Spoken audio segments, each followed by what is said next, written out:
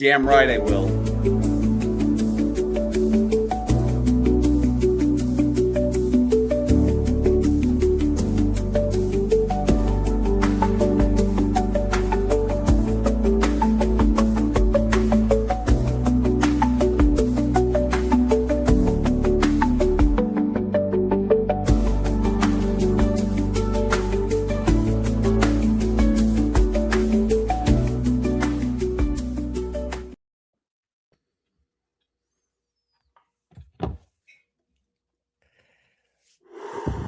Oh, Top of the morning, everybody. Top of the morning, my lads. Welcome to NY Yankee Mania, baby. Please allow me to introduce myself. My name is Chef Nick. I am the chef of right now, not the chef of the future. I am the pansexual of all cooking equipment, baby. I have the eye candy to see everything sweet and not savory in life. I am the Ayatollah of your Coca-Cola, turkey bacon, turkey pastrami. Can someone tell this turkey to not imitate it? Just be yourself. Ladies and gentlemen, also, let me introduce my beautiful co-hosts right above me. If it's not mirrored, they're right here. That's right. This guy over here has glasses and he has 2 eyes, which equals 4 eyes. He is the historian of the past, not the future. He is the Hulk Hogan of NY Yankee Mania. He takes his vitamins, he takes his minerals, and he says his prayers. His name is Sean Browning, baby. yeah. Welcome. Yeah. Top of the morning. And then also we have another beautiful, handsome co-host. Oh, thank you. Anyway, we have another beautiful co-host. Also, he has 2 glasses and 2 eyes. He has 4 eyes. He has perfect vision, baby. We have a perfect record with guests. He brings up more guests than a VIP night at the Copa Cabana. Ooh. He has more talent than an agency looking for daycare business work. He is the man of many faces and many hats. His name is not Nathan. It is Nathan. Get it right, baby. Here he is. Ooh. Thank you, Chef Nick. All right. Ooh. Wow, what an introduction. Hey, now I'm hearing Barry Manilow in my head going at the Copa. Yeah, we went to the Copa tonight. Oh yes. Yeah. Joe probably doing the disco in the background. What an introduction. You came well prepared. That was good. I like that. So I just also want to say, guys, also to NY Yankee Mania, we are taking off. We are taking off quickly, and it is only going upwards, not going this way or that way. It's going up. Sky's the limit. Limit is the sky, but there is no limit and there is no sky. So I'm going to tell you this.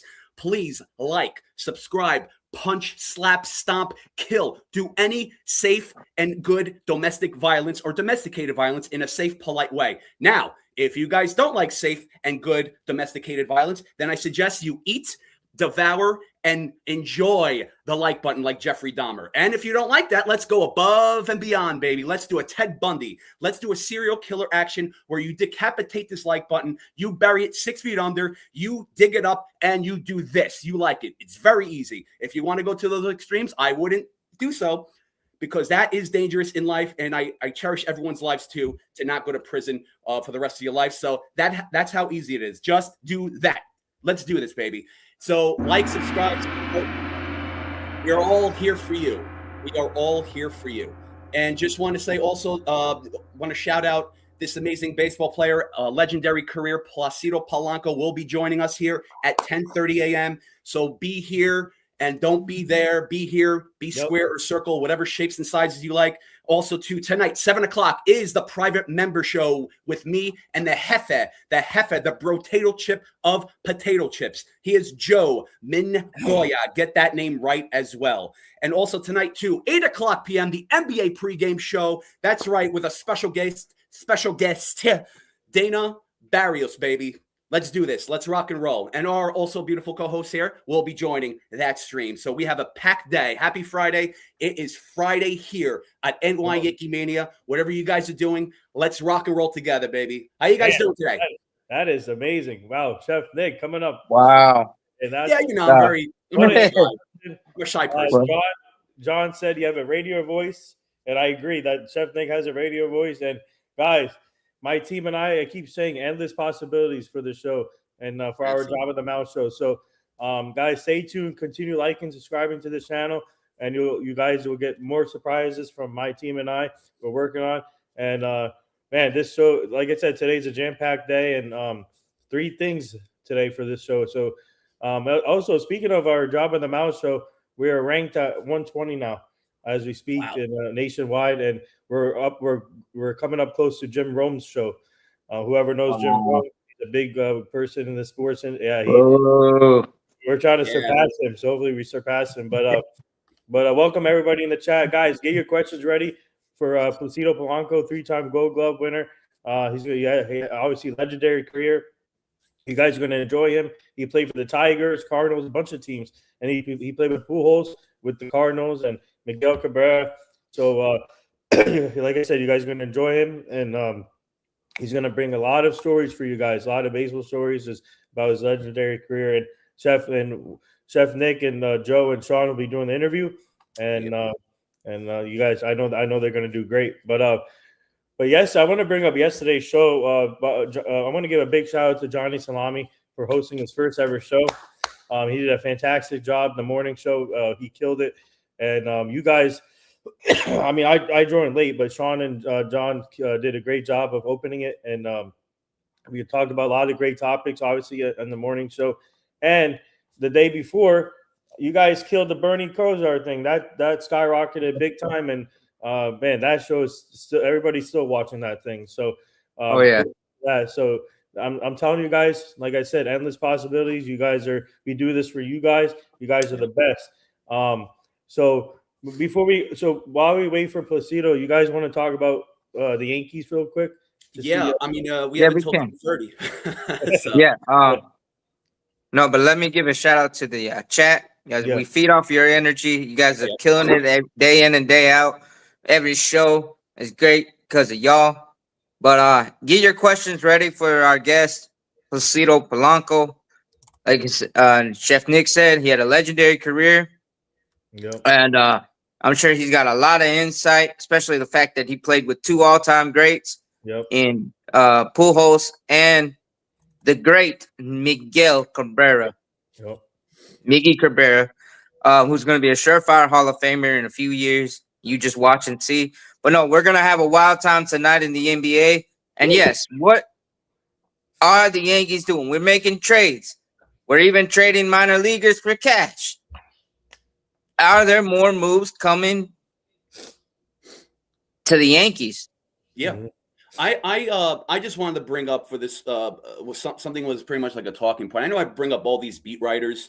I have a lot of nicknames for them. Obviously, you guys know. So let's talk about them. Florence Nightingale, I love him. We have Popcorn Bowl Cut Jim Bowden. We have Jim Patson Gas. Joe Heyman. John Heyman.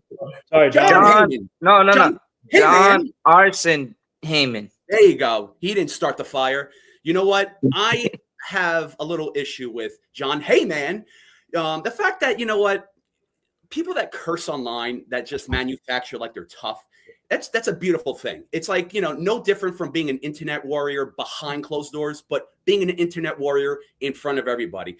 I don't know if you guys saw that, but that looked really bad on his part. It really did. It didn't really show, wow, John Heyman is tough. I didn't really get that, especially for throwing Yankee fans under the bus, regardless of what they said or what they believe or feel. Who cares? Who cares? Why call them out? Like, who are you?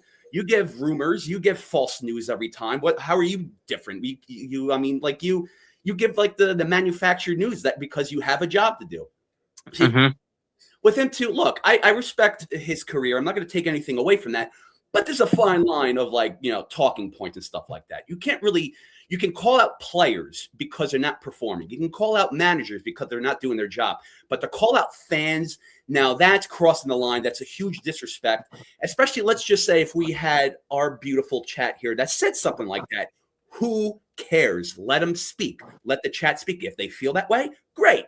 John Heyman, take that, and then you could go back to your study, write your poems and stuff like that. But in fact, just how he went along with that, I really just didn't like that. It's especially with Brian Cashman too.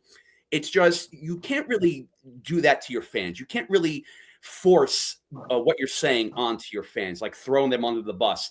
If you say we're not running it back, well, it's addition by subtraction. You know what I mean? It's like you have the same people less or more minor leaguers. Of course, you got Bellinger. Okay, he's been on last year, but like just attacking fans. It's like something like, why are you doing that? You're very comfortable at your job. You're not going to get fired. You know that you're safe, so you could do anything you want.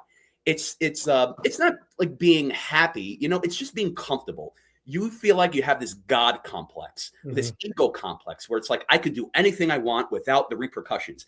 And that's the way I feel about John Heyman and also about Mr. Brian Cashman, Mr. Evil from Austin Powers. That's what he looks like, except he doesn't have pinky on his mouth. Hey, he got the bald hair. The only thing he's missing is the little dog, the little bald dog. Yep. Yeah. In the. But my major point of this is like there's look, you could do your job, you have a job to do, but you can't cross the line. It's like me attacking like people, my clients or guests, or just like for the hell of it. Like what am I doing? Why are you doing that? You have to have that certain respect. Look, if people don't like John Heyman or they don't like Brian Cashman, attacking them personally, that's different. But attacking them because they don't know how to do their job, that's how you feel. Maybe it's constructive, maybe it's not. But you can't really, in return, attack the chat or attack the fans constructive or personal. They can't do that because there's no job description with being a Yankee fan. It's all about emotions. It's all about facts, opinions. I think this, I know this. Yes, everything is inclusive. So this is why every Yankee fan has a beautiful personality, because you don't know where it's going to go. Anger, anxiety, depression. It's just, it spikes in different directions. So this is where my issue with this is where they need to draw the line and stop that, because that's not right, especially today too, in this digital world where everyone's safe behind the computer. So. Yeah. And, and also the thing too is, what drives me crazy is people will like attack others and then they'll hide behind the constitutional right. And then I mean, sports too. It's like, good point. You say something, but we have the right to be entitled to our opinions and to state our piece. Don't try to hide. You know what I mean? We can respect one another. Like, okay, for instance, you know how we talk the whole running it back thing narrative that's been going on through the internet. I don't think it's the same team. It's gonna be a different team this year. I have a feeling, and that's what Aaron Boone said that in the press conference. And even though it looks like to be the same team, no, I think it's gonna be different. Obviously, they're gonna have more. They're gonna have more players, and some of these players they added through minor league deals, they might make the team. So plus, I'm sure they're not done to make moves. They're gonna make trades also. They got to make trades to make this team better, like the pitching staff, and also another right-handed. We just lost out on another right-handed catcher yesterday. The Mets signed Austin Barnes yesterday. Yankees could have used him, but now we're still looking for a right-handed catcher. I mean, you need a couple other pitchers, bullpen help, and more help in the infield a little bit. So, and then right-handed bat we need. And the Yankees have checked in on Randall Grichuk as a possible. I heard about that. Yeah, I like that player. I think he's a Yankee killer. He will be a perfect fit for the Yankees. They also checked in on Austin Slater, but I don't want Austin Slater. Oh, yeah, I heard about that. I think that ship's gonna sail. I think they're just kind of kicking the tires on these different things. And also, speaking of bullpen, I like they checked in on Michael Kopech and Nick Martinez. I love Nick Martinez. Yeah. I think No, as a starter, Nick Martinez is a decent guy and a good arm that you can rely that he'll reliably start for you every 5 days. Yeah. And I mean, but when we look at the bullpen, look at our departures. Okay, Devin Williams gone, Luke Weaver's gone, Johnny Loisaca's gone, Mark Leiter Jr. is gone, and a few other names. But look who we brought back, or who we added. We added Bednar at the trade deadline. Yep. We added Duval at trade deadline. We added Bird at the trade deadline. Now we got Ryan Weathers.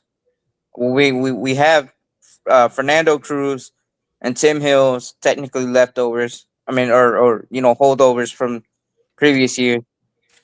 And then you got Ryan Yarbrough we re-signed, and Paul Blackburn we re-signed. And like I said, we traded for Ryan Weathers, and we traded for that new guy, Angel or Angel Uh, uh, Savali or yeah, Angel of something Angel. It is. So. yeah, Yeah, Angel C. Okay, Angel C. We'll go with that. there you go. Right, Mr. C. Yep. But yeah, I mean, but that's a guy that has controllable years, young arm, high upside. He's a strikeout artist. Yep. And so our bullpen's different. We have a better bench than we did when we started the season last year. And I'm not gonna repeat the names because I'll be hearing a boo from the background. And yeah, I mean, yes, we brought back the lineup's mostly the same, but the fact we got Nick Torres and Seth Brown and Paul Jong and Ahmed Rosario and a few other guys, and then we also have Oswaldo Cabrera in his true position as a super utility guy. I'm really excited for this season. Yeah. I think we're gonna have a special season. There's something about it. Our starting rotation is even more improved than it started the season last year. Yeah, but if the Yankees can add another starter, it'll be nice too. Yeah, I definitely like what they're doing. But like I said, there's more moves to be made. They're gonna make more trades, and don't be surprised if they sign a free agent or two, like a Chris Bassett or Randall Grichuk. I would love to have Randall Grichuk instead of Austin Slater. Grichuk brings grittiness, toughness. He's been a good quality outfielder for a while, and like I said, when he was at Toronto, he was a Yankee killer. So. No matter, I mean that guy. If you add that to the team, that's the type of guy you want on a championship team. Yeah, so I think this guy can. You don't have to play him every day, but mix. You can. If for example, if you face a left-handed pitcher, you can put him right in the lineup. So I think that would be a big signing there, and also Chris Bassett. I would love to have Chris Bassett. Or like a Verlander or Max Scherzer, but Chris Bassett is on the top of the list. Right, and I wouldn't mind if we traded for a right-handed catcher. Yeah, so most likely will. That's why I keep going back to the Twins for the Dominguez trade. You get a guy like Joe Ryan, he will help you in the rotation, and then Ryan Jeffers, right-handed catcher. Right there's your right-handed catcher. So, I mean that Twins trade fits if you want to trade Dominguez. So. I look, every year is a true Yankee fan. Like, again, every personality is different. Like, for me, it's like whatever they do could be the wrong or right move. It's like I'm always going to root for them no matter what. That's the product they're putting on the field, and this is right here. So we can't do anything. Right. We can't sign anybody. This is their job. So whatever we have is just pretty much there, So I'm not saying we have to deal with it, but we got it. We have to, or should, or however you want to take those words, to give them a chance. Now, if they do good, if they just go straight to first place, they're having a great first half. Great. But, obviously there's more baseball to play after the second half, especially their dog days of summer, which they really do bad. But now if they do bad in the first half, then of course you're going to hear Yankee fans, especially myself, be sarcastic and stuff like that. And, not throw them under the bus, but be like, what are we doing here? Sure. I mean, we have every right to do that. So, and then all of a sudden, if they do good in the second half, that's a different story. So you don't know where it's going to go. So this is why even the Yankee coaches who we got at first, again, I called myself out on this with the coaches and even with Nick Torres. I would love to give them a chance, see what they got, see what they got. And of course, Nathan knows them. And I feel like he's going to be great with the young kids. And also with maybe develop other relationships with the up and coming baseball kids too that come up through the system. So it's all about a comfort level here. But so even Nick Torres too, it's like, who? Yeah, but all right. I mean, maybe it's good that we could give him a chance. And what if he does rake? What if he does good? Yeah, what? Exactly. And even Paul DeJong too, it's like people are like, oh, he's washed up. Fine, you can feel that way. But what if he makes the team and he does good? So it's a lot of question marks, sure, but you need to see it. You need to live in that reality where it's taking place. You can't really foreshadow what's going to happen because you don't know. It could go either way. So, right, and I mean, and look, we've been there with things. I mean, how many times have we been like, who? And then they kill it with it. For instance, Scott Brocious, right? I know we bring up his name a lot, and we bring up the '98 Yeah, team. very But good. I mean, the guy was barely on the A's. Like he was atrocious with the Athletics. Yeah, Comes over to the Yankees through a trade, and then he wins World Series MVP. yeah, Mhm. And then he was awesome, stellar at third base, but up until his retirement. And yeah, he came through in the clutch for us. But there's other guys, Shane Spencer, uh, and a few other. And you're like, and over the years, we've all been like, kind of like, I remember when Chim-Ming Wong, we got him from Taiwan, through international free agency. yeah, We were like, who? yeah, But then yeah. dude was stellar. Good point, Sean. I want to point that out. Good point. You know, With Brocious. Speaking of the Yankees, Camilo Duvall will be pitching for the Dominican Republic in the World Baseball Classic. So Awesome. yeah. Sean, I And didn't mean to then- cut you off. I just want to say good No, point. no. Yeah, go ahead. I'm sorry. No, I appreciate it. But also the thing too, I just seen that in an article.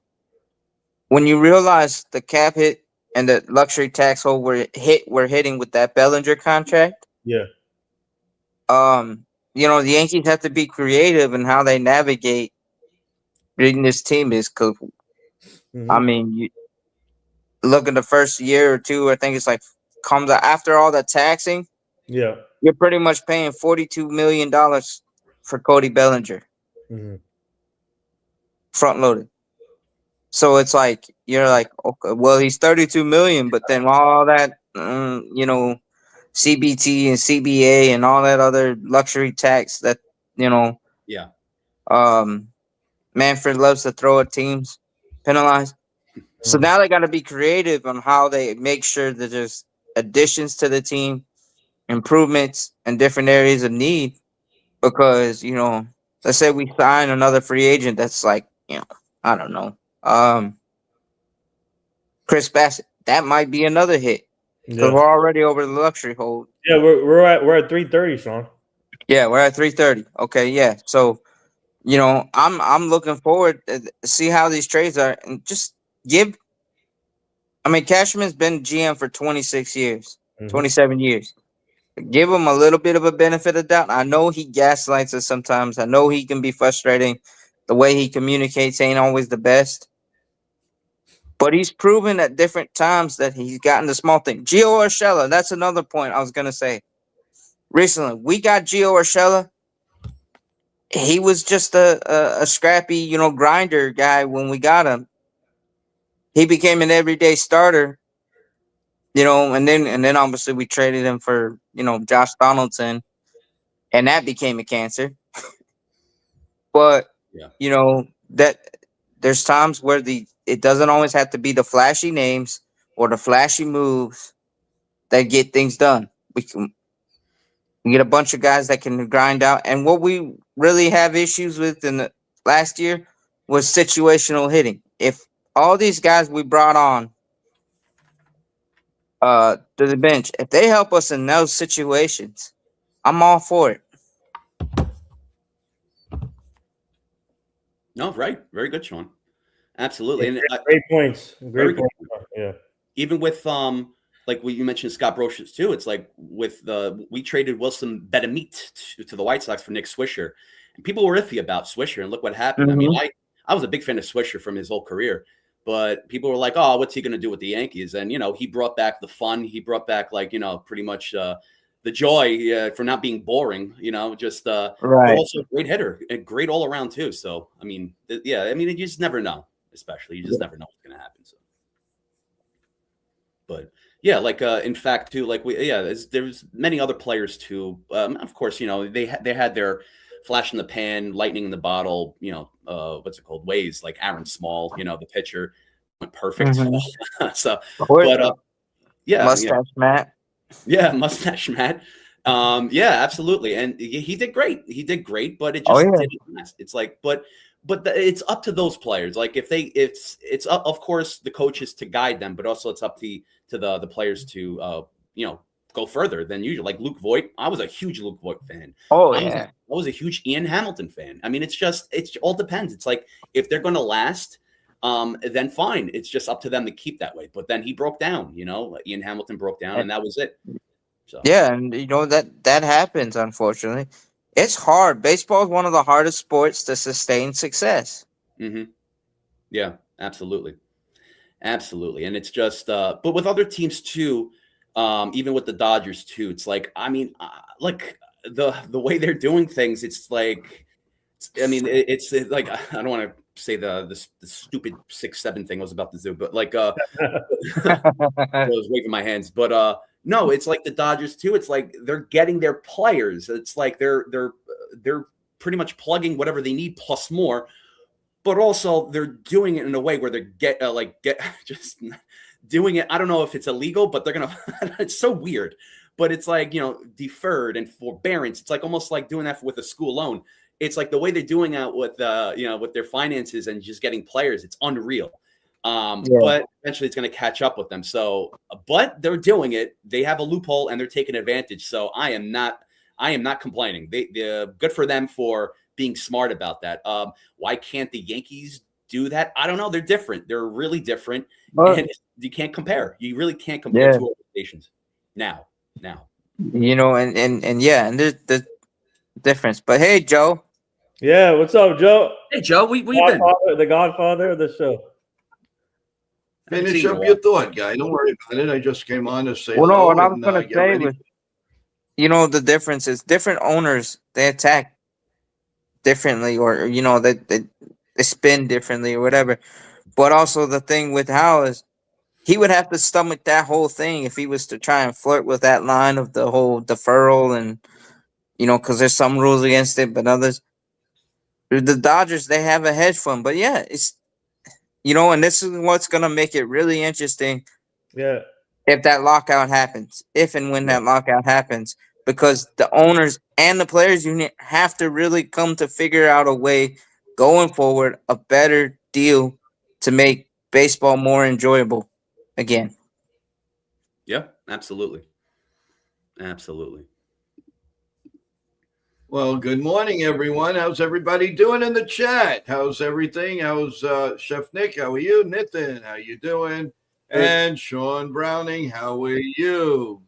How's it going, everyone? Thanks for joining us for this awesome interview. Good. Thanks. Got a lot accomplished this morning. And I want to say hello to Katie, Mario. Let's see. There it is, the Bronx Bomber. How's it going? Cruise Control, how are you? How's it going, everyone? Thank you again for joining. Thank you for all that you guys did for us yesterday and the day before. It was amazing. We've got some great shows, great stuff for you coming up. Don't forget, 7 o'clock, we have our members-only show with myself and Chef Nick at 7. 8 o'clock, the biggest NBA show to date. Tonight with Evan and Nitin and Chef Nick. And we have our first guest. My team and I booked Dana Barros, all NBA All-Star. He played for the Sixers, Celtics, Supersonics. That when it was called back in the day, Supersonics, and he played with the bunch of other teams. So he's a great guy. You guys are going to enjoy him. We love working with him. So, guys, get your questions ready for Dana. He'll be talking about his career a little bit, and then obviously the NBA season this year too. So, and yes, excellent. Go ahead. No, and we're gonna have a certain hot topic tonight as well, and I would love to hear his thoughts, Dana's thoughts on the certain hot topic revolving a Greek freak, known as Giannis. Although we do have, it's late. But see, we also have a Greek freak with us on our panel. Hey-o! The one, the only, the man, the myth, the legend, the Ric Flair of this chat, Chef Nick. Woo! Yeah. So happy morning. I know you put it in the chat, but how do you really say it? Is it Giannis? Yeah. So Giannis, it's with a Y. It's with a Y, but obviously in English it translates to John or Johnny. I know, right? It's good, just especially with these Greeks going the extra step. No, it's some people say with a G. The main old school way of saying it is with a Y. Giannis. So it's with a Yannis, but it translates to Johnny in American. But even with Greeks with the American Johnny name, they always want themselves to be called Yanni, so. But yeah, that's the way of saying it. But yeah. Yeah, that's cool. That's cool. And I'll tell you guys, a lot of things are happening, and even how about hockey, man? The Rangers getting ready to trade just about half the team. They're saying they're not rebuilding, they're retooling. I don't know what that means, but you could more than likely Panarin might be gone any day now. Just so much going on in the world of hockey, and we're going to stay on top of that, everyone. By the way, I want to give this is not good news. The world of college football, obviously everybody knows this guy, Lou Holtz. The College Football Hall of Fame. He's in hospice care right now. Yep. Please send prayers for him and his family. And what a legendary coach in college football. And he's done a lot of calling games and doing all the game day stuff. So please send him prayers and thoughts. Lou Holtz is currently in hospice. So yeah, and I mean, he's like 90 something years old. Yeah. But I mean, he was the guy that was, that put college game day on the map. Yeah. That was Coach Lee, Lee Holtz. Man, to putting the mascots on his head or, dressing up in the Navy robe for the Army-Navy game. He always brought the swag. But he knew what he was talking about, and everybody listened to him. And yeah, prayers for him and his family going through that tough time. And hey, this also another reason that cherish your loved ones, especially if you got grandparents or great uncles or great aunts, or your parents are getting up there in age. Yeah. Cherish them, love them, and hold on to the memories. Yep. Like I always say, you can't say it any better than that, Sean. Without a doubt. Without a doubt. Well said. So, we're bracing for some more snow in the East Coast this weekend. I'm so tired of saying that word. Enough of this snow. And then they're talking about snow in South Carolina, North Carolina, but the freeze all the way down to Miami. Like, that's the other crazy thing. Tonight it's going to be 1 degree if you live in New York City. 1 degree. Nice. Keep yourself warm, everyone. Bundle up and just relax and watch our shows and watch wrestling tonight, everyone. Getting ready for the big Royal Rumble tomorrow at 2 p.m.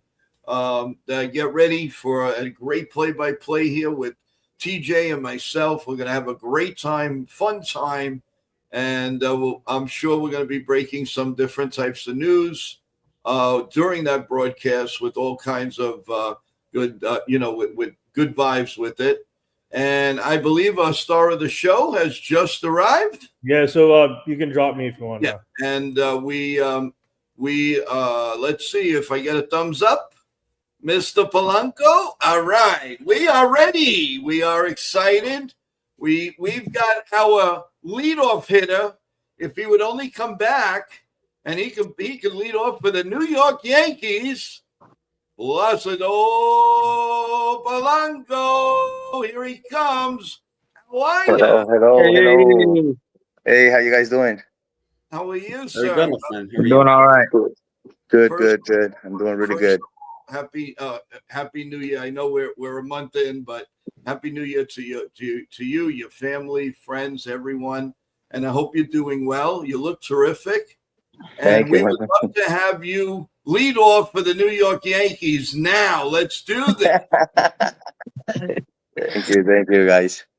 You're here with Joe and Chef Nick and Sean Browning. So, first of all, thank you for a great career. I was looking it over. My God, God bless you with all those at bats, 7,000 and so much at bats. That's amazing, man. And I enjoyed watching you play. I didn't enjoy you getting all these hits against the Yankees, though. I got to tell you, you are the perfect, absolute perfect guy the Yankees need right now. So come on, man, lace them up. Let's do it. I'm too old right now. No, you're not. I don't know. I'm 50, man. Everything hurts. Well, I'm a little older than you, and nothing hurts. Don't worry about it. I tell you what, I wish I was playing this time with all the money they're getting now. You didn't do so bad. Come on. No, but you played with some great players, and you were pretty darn good, man. Listen, you played with Pujols, you played with Cabrera, you had some nice lineups. You were great. I mean, you got on first base in any which way you did, and you went around the bases. And I wish we saw more of that now. We need players like the way you did in just a few. I say a few years ago because it feels like it's only yesterday that you retired. It really, at least for us as a baseball fan. So, my first question to you is, when did you feel that you just said, mom and dad or grandparents, whoever, your best friend, I'm going to play in Major League Baseball? When did that all start for you? Well, Joe, first of all, thank you for having me. It's a pleasure to be in your show. But I'm from the Dominican Republic, and we live and die baseball here. So everybody wants to be a Major League Baseball player. So my dad wanted to be a baseball player. He couldn't because back in the days they had to do. My grandfather didn't believe in that. It's like, hey, you gotta go work in the country and milk the cows, go get water in the river, and go do other stuff. That. So my grandfather thought it was really hard, and it was something that it wasn't obtainable, that he wasn't gonna get. And my dad migrated to the capital, and he said that if I ever have like a son, I would like to give him the opportunity that I didn't have.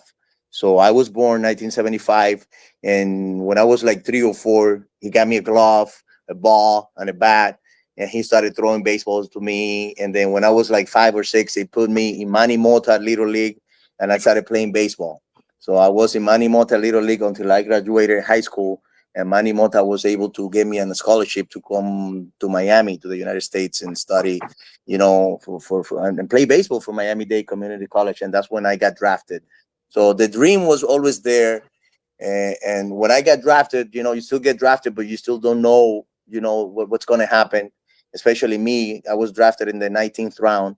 So chances were I was going to be a backup player, maybe AA, AAA. But with discipline, the desire, and the motivation that I always had of being a baseball player since I was a little kid, I think those were the biggest thing that really made me make it to the big leagues. And to add to what you first said, that I played with a lot of good players. When I got called up to the big leagues in 1998, I've always said that I've been extremely lucky because I had a great coach in Miami-Dade when I went to the United States. And then when I got called up to the big leagues, I have Tony La Russa as a manager.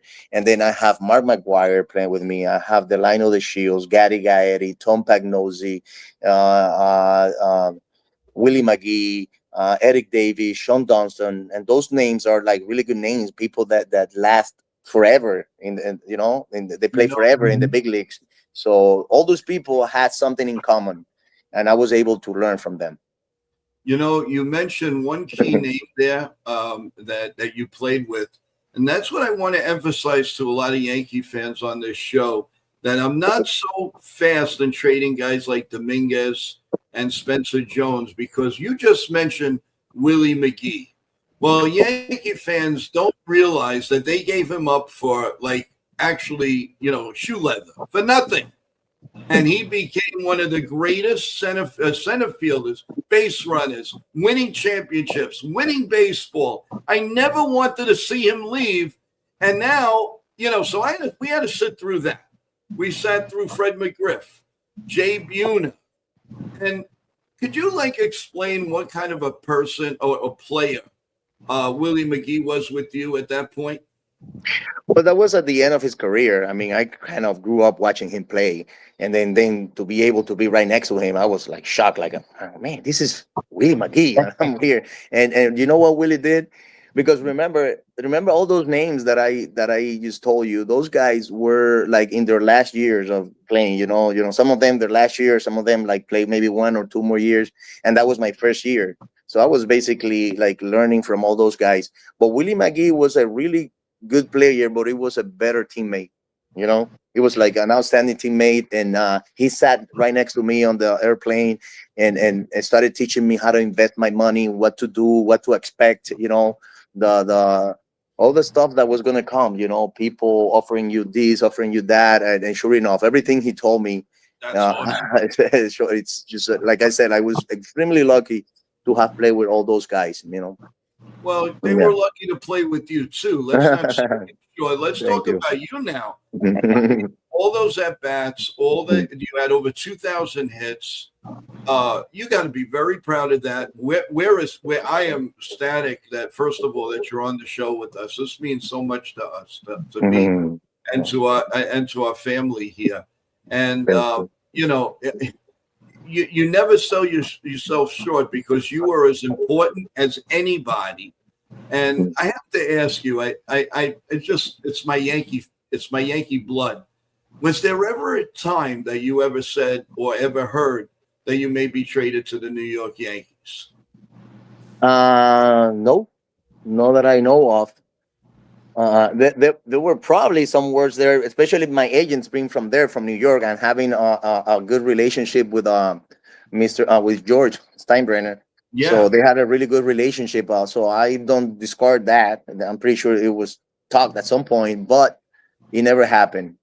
But my agents are from Brooklyn. They're the Aces, Sam and Seth Livingston. So Yeah, they're good, really good people. I was really happy with them. I was with them for the last, I don't know, maybe 10 years of my career, 11 years, and we were like family, and I felt pretty comfortable. But I'm pretty sure it would. I imagine me playing right next to Jeter. I mean, Jeter was another guy that what a every time I double play, play combination. Oh my God. Jeter.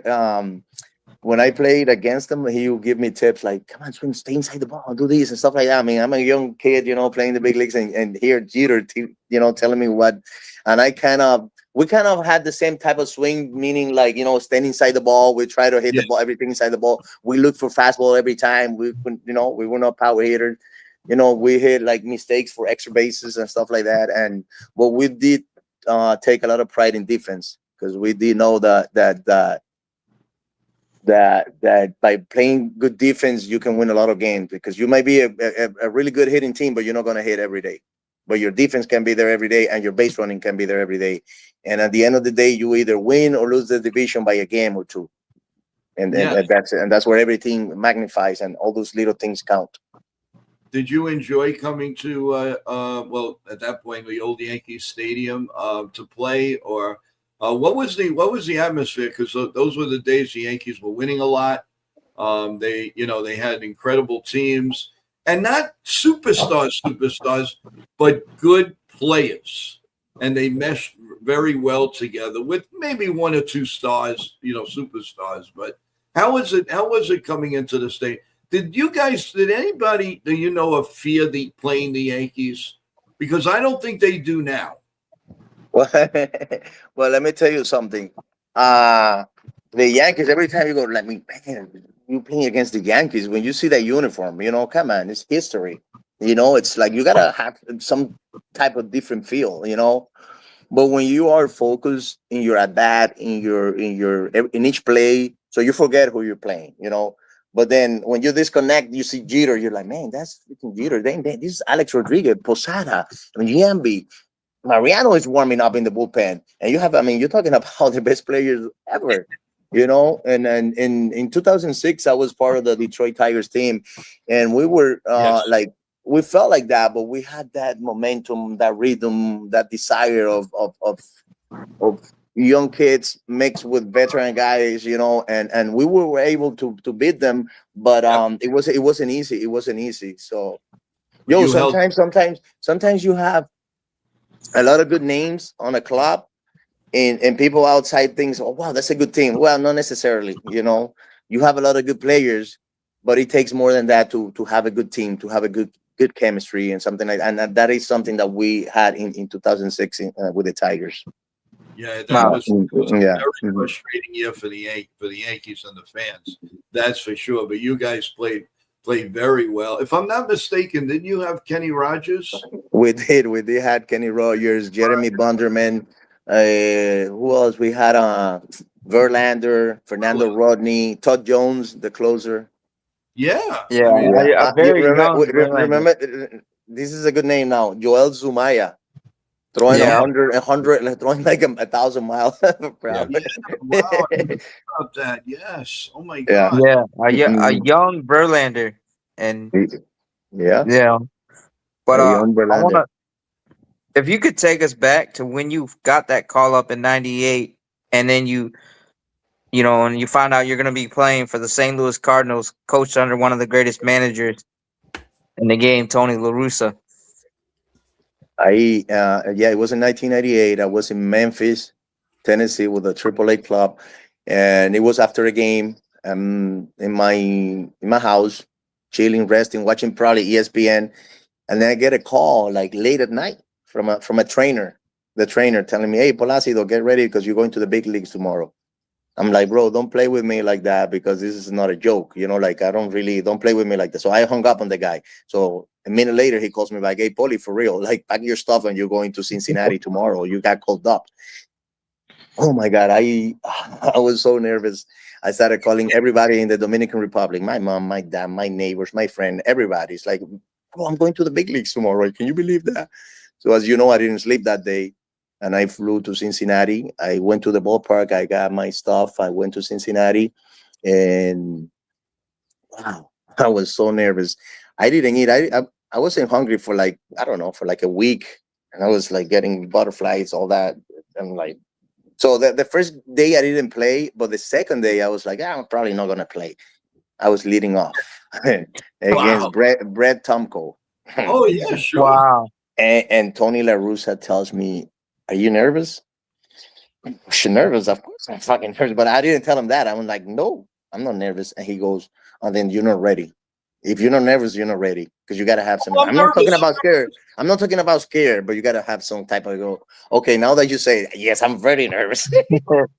I'm very nervous and excited at the same time. So it's so when I got the first hit out of the way, I was like, and then what really helped me a lot, it was that was the last series of the first half of that year. So after that series, we had like 3 days off for the All-Star game. So I went to St. Louis and started realizing and processing everything like, oh man, I'm in the big leagues now, relax, chill, you're another one. And that's, but it was, a lot of emotions, a lot of thinking at the same time, like, wow, I made it to the big leagues now. But one thing that I always had clear is like, because I had a lot of friends that played in the big leagues, and they told me, bro, sometimes it's easier, it's easy to make it because you can make it because somebody got hurt and they really need you or whatever. But to establish yourself and maintaining yourself in the big leagues for a long time, that's what's hard. And this is how you do it, by working hard, discipline, and treating every day like it's your last day. And you know what? Sure enough, they were right. And I did that. And I think that was a huge part of why I play 16 years. Yeah. Mm-hmm. Nick, question? Placido, welcome to NY Yankee Mania. Good to see you. Good to see you. I want to let you know I can make a great sancocho and mango. Just want to let you know. Get out of here. We can be best friends then. Yeah, we are best friends. What am I, top liver? Woo! I'm here. I'm in the Dominican Republic right now. I'm in the house here with. Yeah. You gonna invite us? Of course. Yeah, please. I love it. I just want to. I'm gonna get to my question, but I just want to read off this awesome, legendary, all-around plays and career that you've had. 3-time Golden Glove winner, 2-time All-Star. Silver Slugger Award 2007, postseason MVP 2006, over 2,000 career hits, over 1,000 career runs. In 2007, 200 hits, 341 average. I like to call you the Polly of the Pelota. You know what I mean? You're amazing in every way. A big fan. Also, just want to put this question out there too. In regards to preparation with baseball players too, obviously we all know what's going on now. It's a digital world and everything relies on analytics. But I just want to get your point on your part, your preparation, mental work ethic, the work that you put in. What worked, the old school mentality? Was there any analytics involved? And what do you see different right now, like with the baseball today in regards to preparation? Again, thank you for those words. And I tell you what, I think it's the difference is that maybe we had some information and we got ready with some information. Tony La Russa, Jim Leland, Larry, but those guys that I play for, they always had the information. And I think the biggest difference right now it's that it's a little bit more complex. Everything, they probably at the end of the day they tell you the same information, but it's harder to understand because of the words they use and all the numbers and angles and all that stuff. But at the end of the day, you got to see the ball, hit the ball. You have to stay back. You have to look for fastball, adjust to fast, all the stuff. At the end, the game hasn't changed, so I'm a big believer of simplicity over complexity. And especially younger kids, Latin guys, they're coming up and you start giving them all these words or these explanations. I mean, you're going to confuse the hell out of those kids, so try to keep it simple. And I think the game is hard already. You don't need to add anything to it. If anything, make it more simple, and I think that's where the biggest difference is right now. Wow. What was your preparation, like the way you prepared for a game in regard any from spring training to regular season to postseason?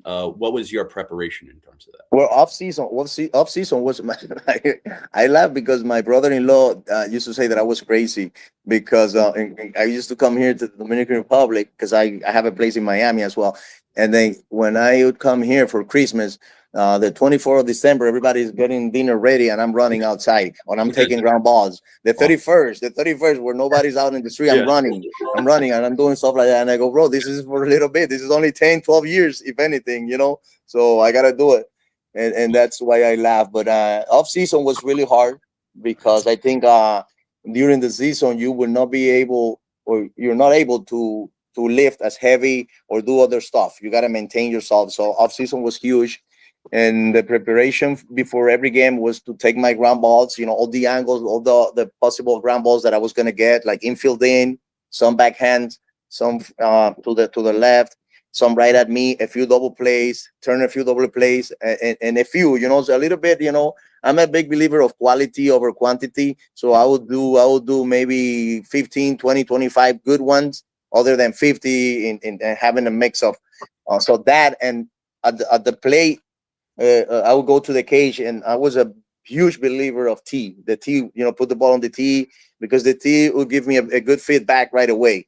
I would see the rotation of the ball, what my swing was like, and that's one thing that I don't see a lot of people using tee anymore. But when I grew up, I had Tony Wing, was his weight box, Pujols, all those guys, all the good hitters. They use the tee, and I think it was really, really a big help for that. And then in practice, in batting practice, I always try to hit base hits, line drive up the middle, stay the other way, other than try to pull the ball and all that, because it was going to happen automatically in the game. And when you're in trouble, it's because you're pulling off.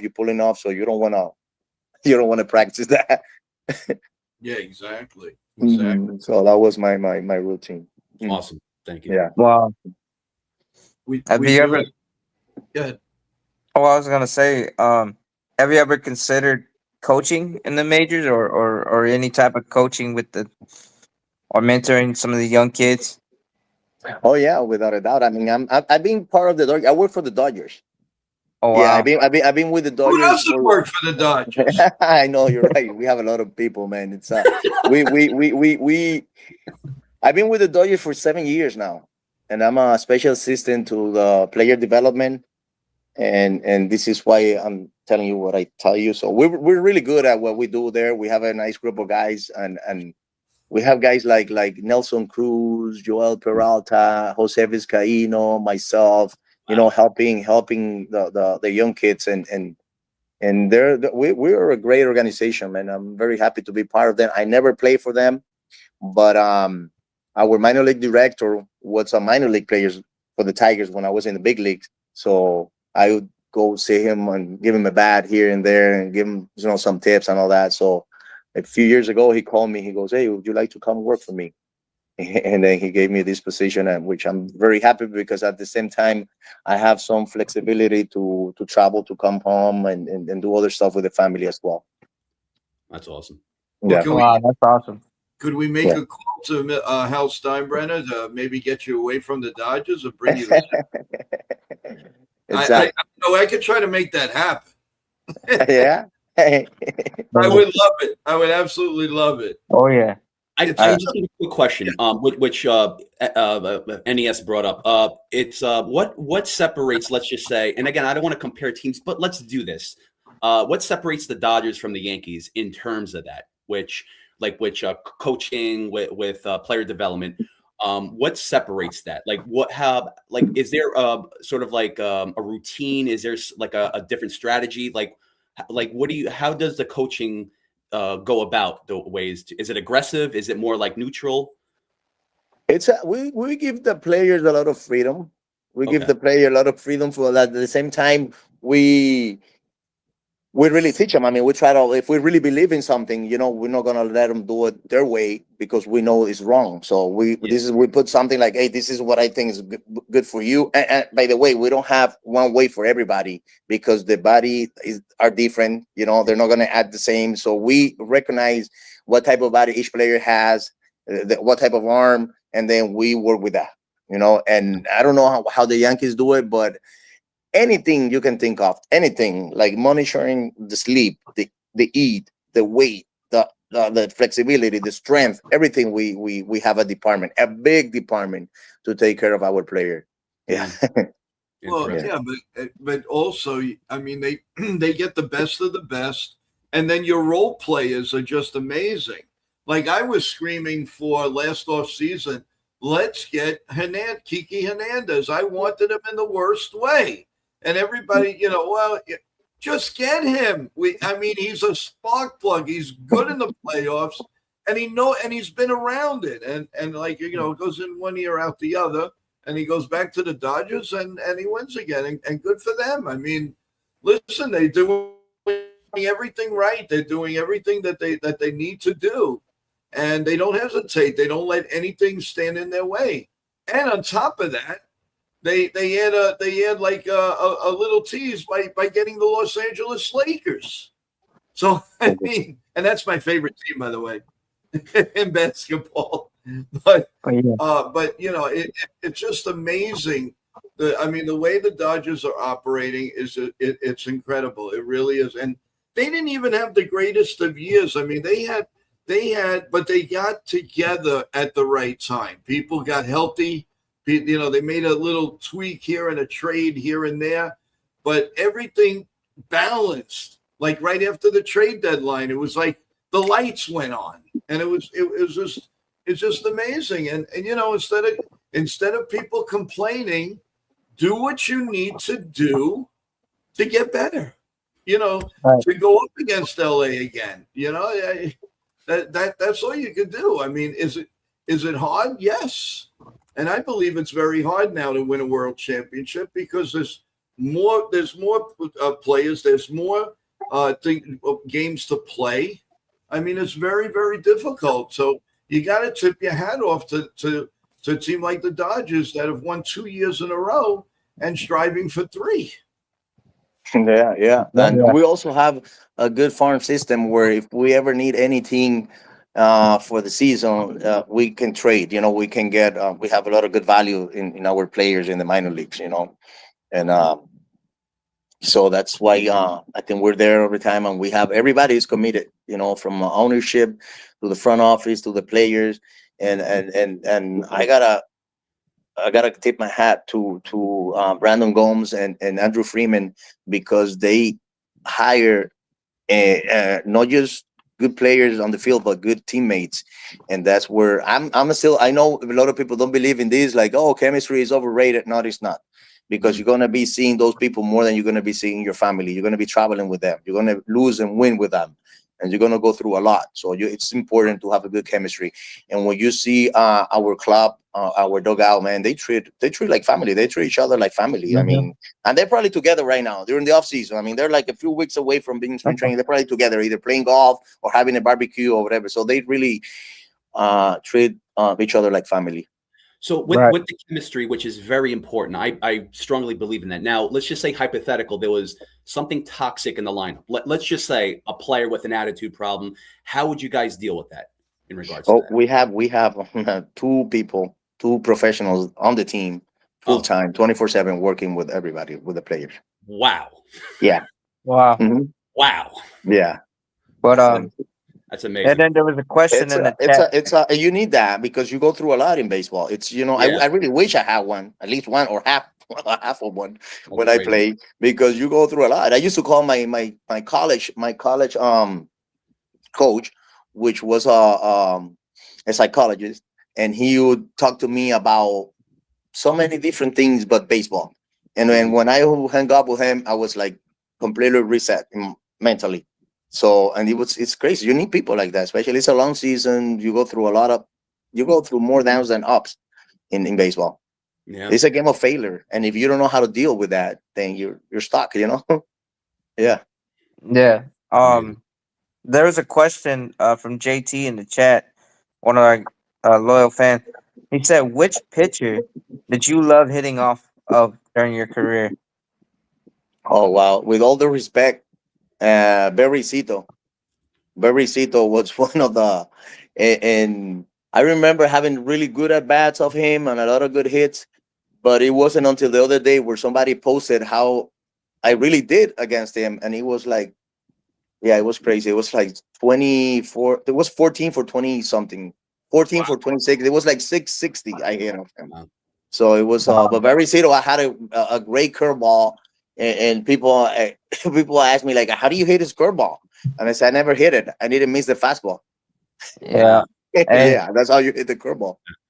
So if you were talking to a young guy that's struggling with a slump, he's going through a 0 for 24, or, how would you get him to kind of not let that affect his fielding or vice versa? How would you help him do that? I try to explain to them how you add like to your WAR, which is the winning above average. It's not just hitting, so you can add a lot to your WAR by playing good defense. And I can tell you a bunch of names of people that made over $10 million at the end of their career just because they were good defensive players.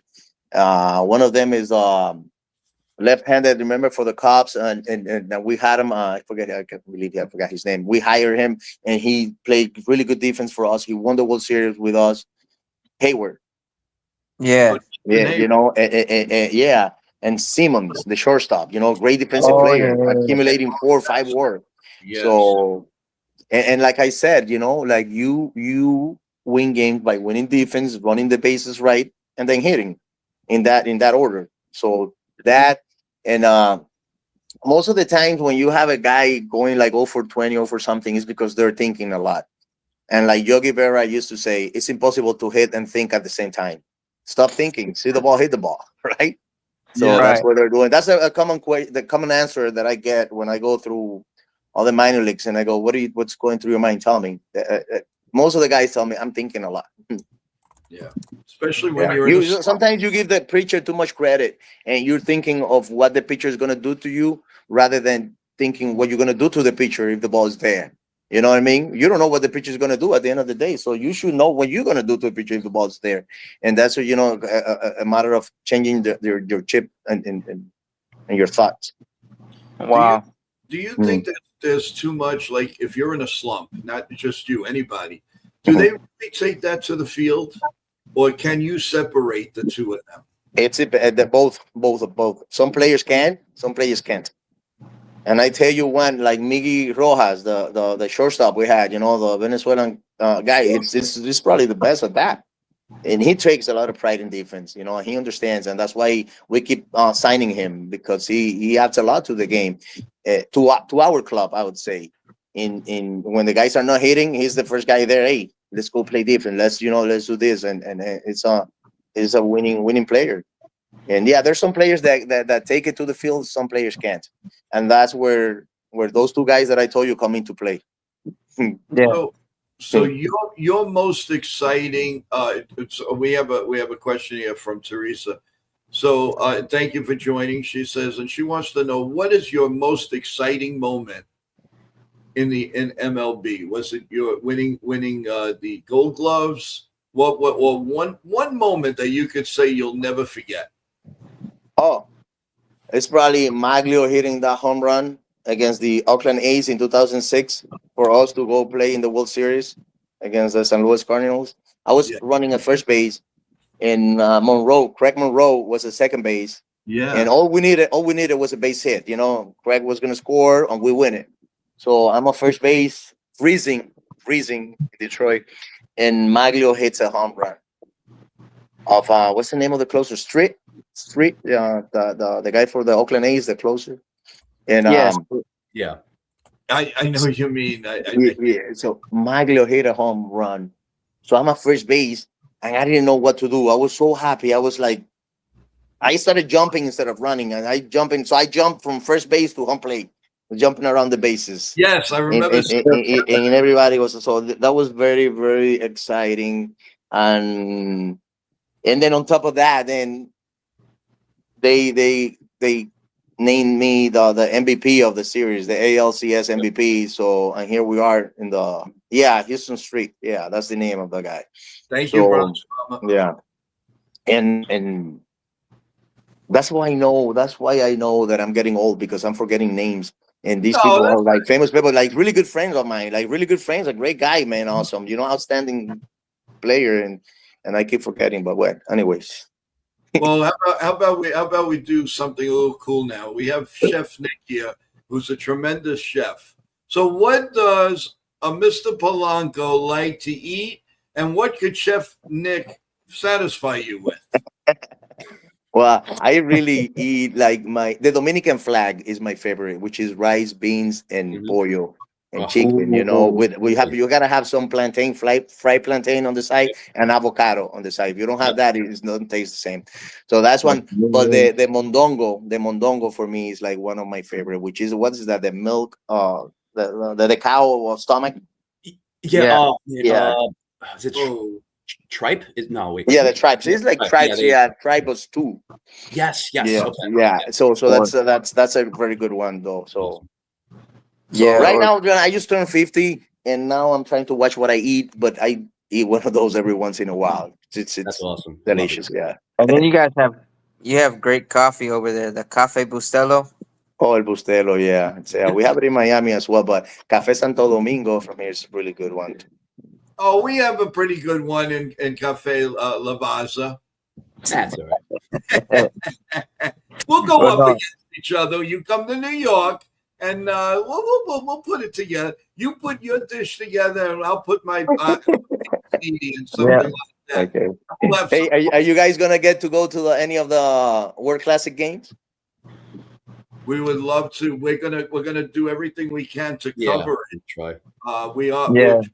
I mean, there's so much going on, and we would love to, but we're gonna watch, and actually, we're gonna try to call a few of the games right here. Nice. So yeah. If you are you going? Are you gonna be there at all times? Yeah, I'm gonna be the assistant manager for Team Dominican with our Yeah, so we're so excited about it. Yeah. Teammates again. Who do you think? Who do you think is the favorite right now? I think it's between us, United States, and Japan. Those three teams are Awesome. So you're really looking forward to it, huh? Yeah. I mean, to see all those guys. I mean, you get to watch all those guys play in different teams, and now you have them all together on one club, and it's I mean, I look forward to see them playing together and see what they're capable of doing, and for their country, and and playing against a good competition because everybody's packed. I mean, I said the United States, Japan, and Dominican, but Venezuela is packed. Puerto Rico is packed. Mexico always, shows up in Canada. So it's Yeah. going to be a good And then, competition. Yeah.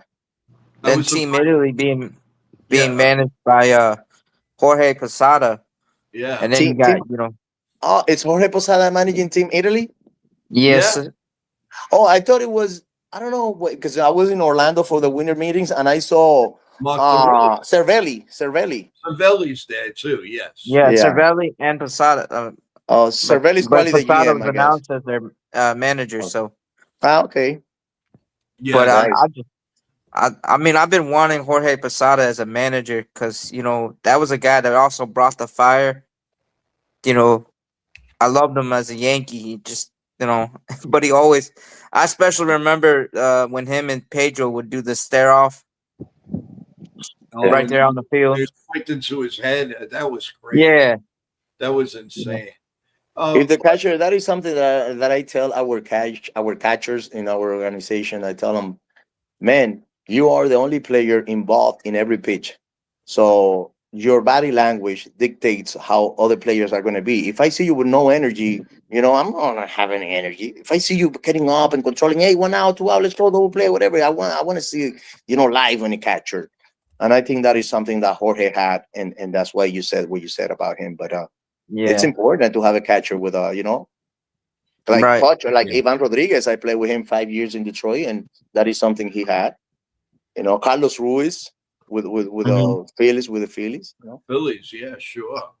Hmm. Not not Yeah. to not to dampen the mood though. What are your thoughts if we go into a lockout? Do you feel or a strike? Do you feel this is going to be a long procedure from what you've seen or what you've heard? What's your take on that? I really stay away from that. Like I haven't been part of that, because I'm not a player anymore.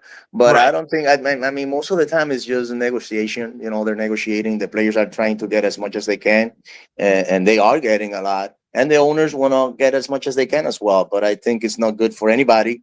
And I think at the end of the day, they're gonna come into an agreement. If I had to guess, they Oh, have to. I mean, the baseball it's been great. I mean, '96 they went through strike, remember, and it wasn't good. If it wasn't because of Maguire and Sosa hitting all those homers that brought baseball back, and so it's I don't think anybody wants to go through that again. So at the end of the day, I really hope they come into an agreement or something.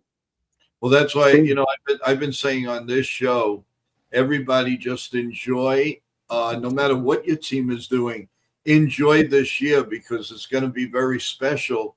Because we don't know what once somebody's crowned. Hopefully, it's the New York Yankees. I know you want it to be the Dodgers, but who's ever crowned that next day, we could literally be locked out or strike, and that's why I'm saying enjoy what we have this year because we don't know what's going to happen next year. Yeah, that's how it should be, anyways. Whether you have a 10-year contract, 15-year contract, but that's how it should be. And you don't know what's going to happen. Maybe it's not the lockout. Maybe we're not in this world anymore. Yeah, yeah. no, you're right. Yeah. Guys, have any more questions before we bring up a surprise guest for our guests? Yeah. What? Yeah. I'm sorry. You got your. No. Yeah. Well, I was gonna say the question that Charles had or Bronx Bomber had in the chat. What was your favorite stadium?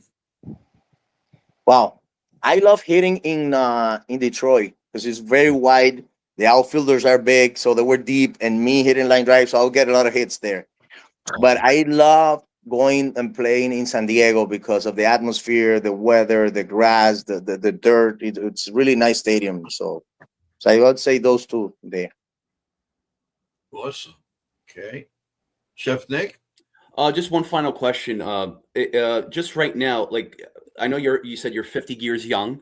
So as of now, like with your future with the Dodgers, do you see yourself going higher in the organization? Like where do you? And this is not like a job interview. I'm just saying, what do you see yourself with like the Yeah, future? but this is something I see my job in a way like I'm staying relevant and what I do. I've Gotcha. been in baseball for 7 years. She gave the technology and all that. It's changing and all that stuff. So I'm up to date with that. But I think what I do, and I mean, I did it for so long and all that. I want time to be with the family now, to travel and do other stuff. So I would say, like, maybe even if I get the offer, I don't think it's 100% sure that I'm gonna do it.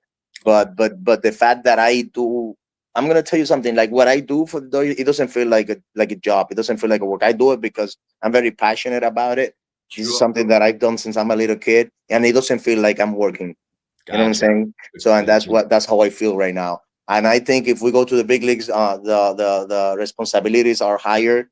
You have to be more in the game, more, and then I did it for so long that I think it's time for me to relax a little bit more now and be more on this side than in the big leagues. I've had some offers from other teams, to be part of the coaching staff in the big leagues, but in a very nice way, I've told them, where I'm at right now, and they respected that, and but I do love what I'm doing now. Awesome. Thank you. Did you ever think about my last question? Did you ever think about being a batting coach? Well, nowadays, it's hard to be a batting coach because, like, another word that Yogi Berra say, they agree differently. In other words, how they do it. It's speaking a different language and stuff like that, and it can easily become a hassle. And but I can contribute, and add something to it, and say, like, hey, I think, whatever. But not to be a full-time hitting coach, it's very hard nowadays. It's so hard that you have 3 on a club. Wow. When I played, it was only 1 hitting coach. Yeah. Only one. Yeah. Speaking of the bat, how strong was your bat? What did your heaviest bat weigh? No, remember, I was a guy that hit the ball the other way. I couldn't use a heavy bat. I had to let the ball travel and be quick. So my heaviest bat was probably 31 ounce. So I was a 33, 31. Because 33 inches, 31 ounce. It's funny you should say that, because right in front of me, I have a bat that Carlos Beltran gave to me on my retirement and nighttime work. This thing is so heavy. How on earth can you swing this? Carlos is a strong guy. Carlos is a strong guy, man, and his timing was so perfect. His timing, really good timing, and it's either that or he gave you one of those autograph bats that they never use. No. He doesn't get used. I'm very close with his surgeon. The surgeon that he had a repair, something in the leg, and the surgeon was talking about me, and because I was an overnight. I used to do for about 30 years, along with broadcasting. I was a doorman concierge. So they would, come in and out, and the doorman would tell me, "Oh, I saw Carlos." So when he heard that I was leaving after 25, 30 years, he surprised me with that. And Carlos had signed it, and actually he hit a double in Yankee Stadium with this bat, and he signed it, and he said, so. But I picked it up. I almost fell to the ground. It's 38. How do you swing that? Wow, 38. Wow. I'll tell you what, it's all timing. Remember a guy, I don't know if you remember this name, but I think the Cubs and the White Sox, he played for both. Maybe Lance Johnson. Skinny, it wasn't big, skinny guy, used to hit 200 hits every year. He used like a 35. Wow. He was skinny and all that. 200 hits every year. Bam, bam, bam. But he was timing, good rhythm. So he played a little for the Mets, and he did play a little bit for the Mets. But this was awesome, and it's not ending yet. I do have a little surprise for you, and I'm going to bring them up. I think you might know this man or woman, so I'm going to bring them up. Yo, what up, man? Hey, what's up, my man? Hey, how you been? Good, and you? Good. Thank you for joining Joe, Sean, and Chef Nick. They're really special. My team and I have brought all the guests for the show for them, and all the past guests that was here has been through us, and I even brought them new Hall of Famer Andrew Jones on here too. So. Oh wow, nice. Thank you for putting this together. These are good people, man, and I've had a lot of fun with them. It was very good. Anything for you, man. Anything for you. I know you're, and thank you for taking the time. I know you're on vacation. I know you're having your family time. So, but yeah, thank you for joining Joe, Sean, and Chef Nick. They're the best, and I hope you enjoy your rest of the vacation. And speaking of the WBC, congrats on adding Duvall to the team. Thank you. Yeah, you're up to date. Yeah. Yeah. But and you guys have a great roster with Ahmad Rosario also on the team. Ahmed, we added Ahmed. It brings a lot of flexibility, you know, where we can play here and there, second, short, outfield, and it's a good base runner as well.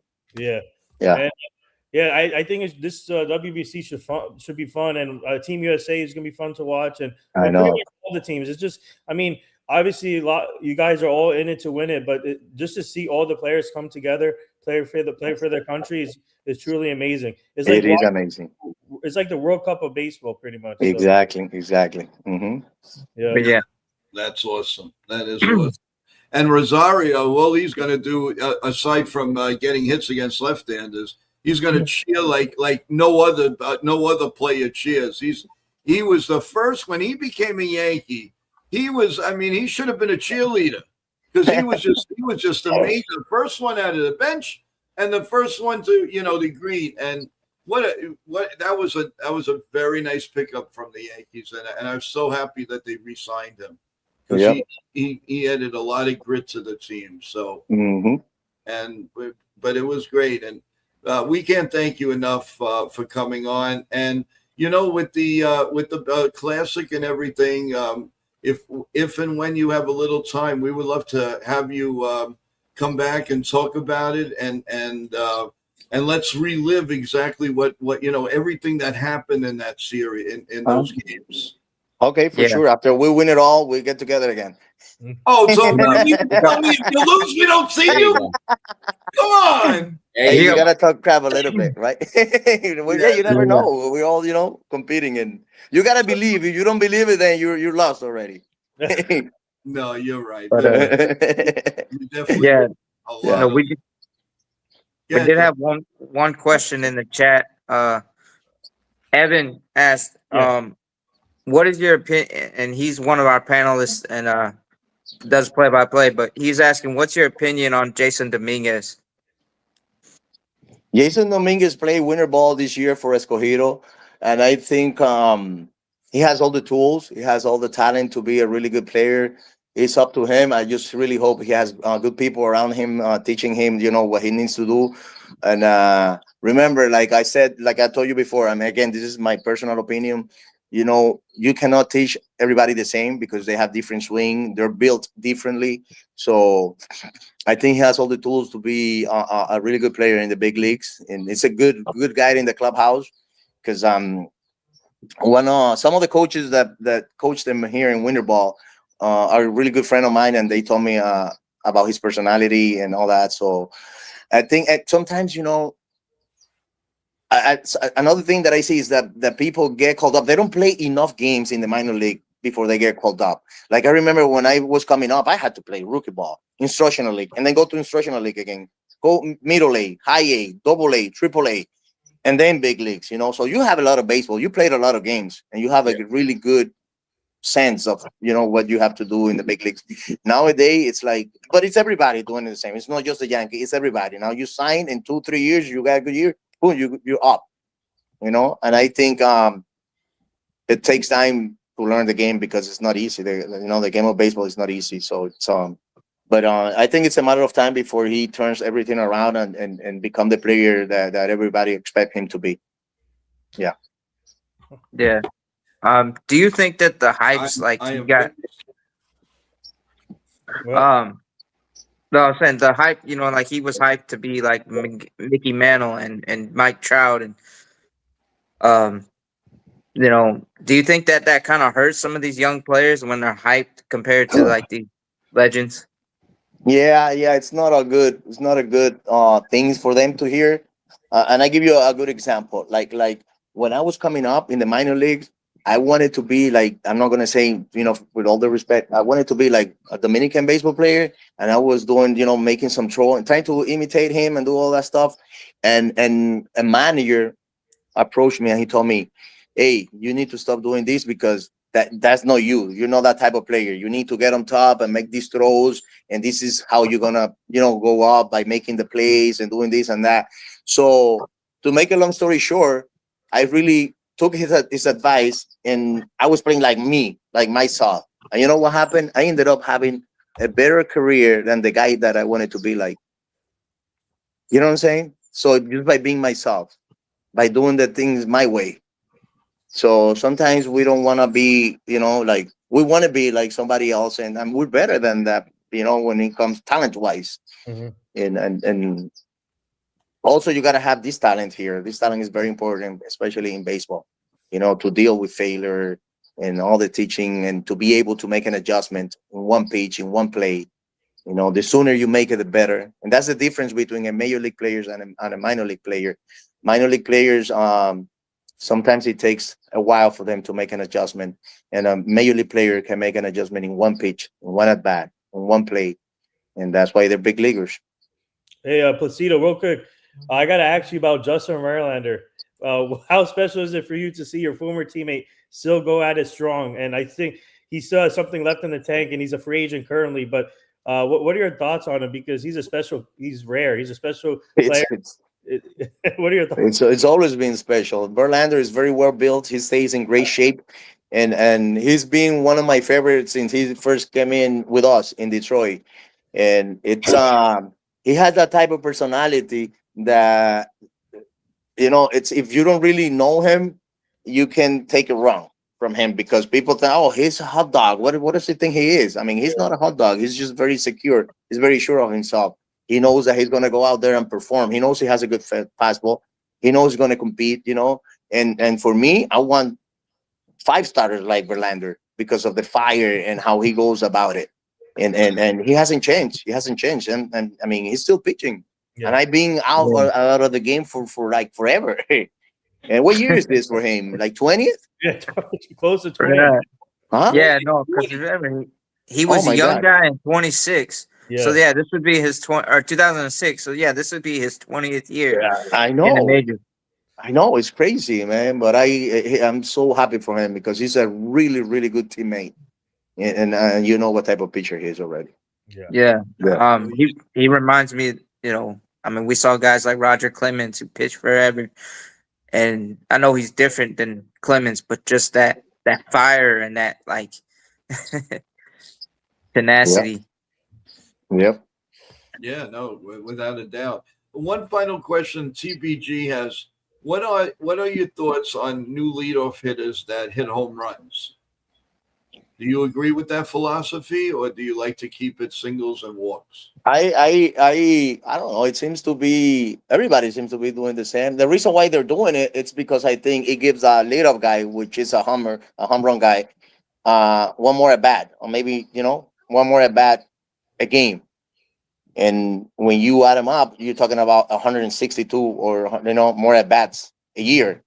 And when you add them all up, you're talking about maybe 10 or 15 more homers, or I don't know, maybe 10 homers or something like that. So that might be the difference, in the division of winning, maybe more games and all that. And so I don't really, I agree. I don't really disagree with that 100%, because you get to see that hitter that everybody wants to see, in one more at bat every day. Yeah. Yeah. So yeah, no, I mean, awesome.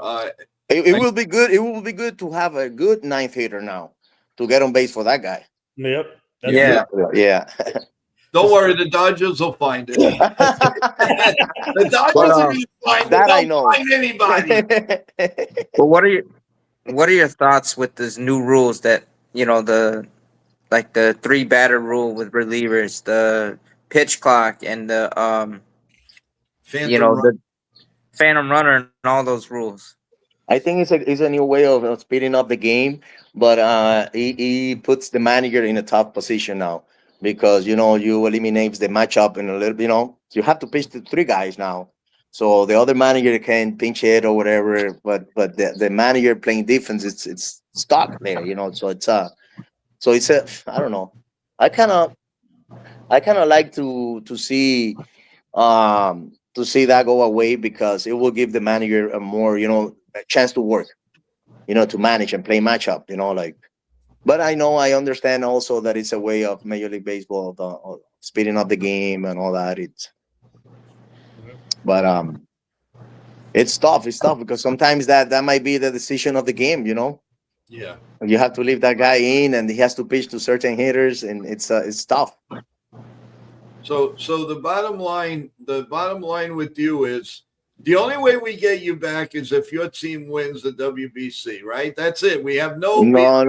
If you invite me, I come back. I mean, I come back. What But if we lose, it's gonna take you a long time to convince me.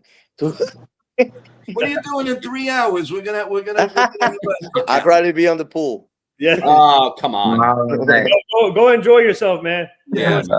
Enjoy that warm weather. Because we're cold over here. I know. Stay warm. Always great seeing you. So always great seeing you. Yep. All right, guys. Take care. Thank you for having me. Thanks, and my good friend. luck with everything. And thank you for playing the great baseball that you did for us. Thank you. Thank you very much. Thank you. Yes, sir. All right, guys. Take care. Bye now. Great Well, job. You guys were great. That was awesome. Good job, guys. Awesome. That was amazing, Chef and Sean. Great questions. Yep. And everybody in the chat, awesome. Nitin, nice surprise at the end, of course, as always. Wow, it just gets better and better. Yeah, like I said, Joe, like I keep saying, my team and I have endless possibilities. So there you go. Yeah. Right. Yeah, go ahead. Well, I was just saying, that's a lot of baseball history. I mean, the guy, his rookie year, he watched McGuire beat, Roger Maris's record, and then he had a great career himself. But yeah, all those. Yeah, no, it just gets better and better, and you get closer to these former players and you really see the dive, the way they live their lives. I mean, he looks like he's ready. And you guys got the insight of how the Dodgers run their team. So there you go. Yeah. Complete difference. Yeah. 360, baby. That's Anybody else's mind blown? Just like the Bronx Bombers. Yeah. We won't talk about that. Oh, there's breaking news. By the way, I put some breaking news in the chat if you want to bring it up. It deals with the Twins. They announced that they mutually agreed to parted ways with Derek Falvey, who is the president of operations. General manager Jeremy Zoll will now lead. Wow.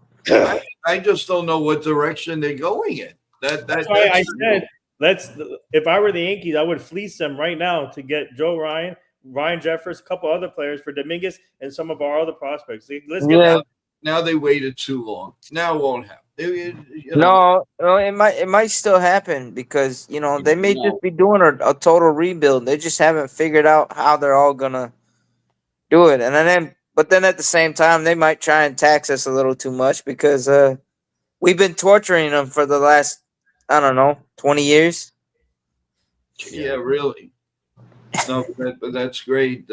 Hey guys, talk a little bit about while we have you guys on. Talk a little bit about the NBA show, which you guys should be very proud of and ready to go with tonight, because you actually have your first real good guest on the show, the first one, and we're very proud of it. Thanks to Nitin and his team. Talk about it a little bit. I mean, it's going to be pretty decent. Very exciting, everyone. Yeah, guys, Chef Nick, Sean, Evan, you guys should be excited. My team and I booked our client, Dana Burrows. He'll be joining this show tonight, the NBA preview show tonight, 8 p.m. Eastern. Play for the Celtics, Sixers, NBA All-Star. Play with the Supersonics, the original team. It'll be great. He's going to give you guys a lot of NBA history. We'll definitely talk about. You guys can ask him about his career also, but he'll give you an update on the season so far, what he has been seeing from his former teams, the Sixers and the Celtics and other teams. So a lot of trade rumors going on. So you guys are going to get insight from him about the trade rumors.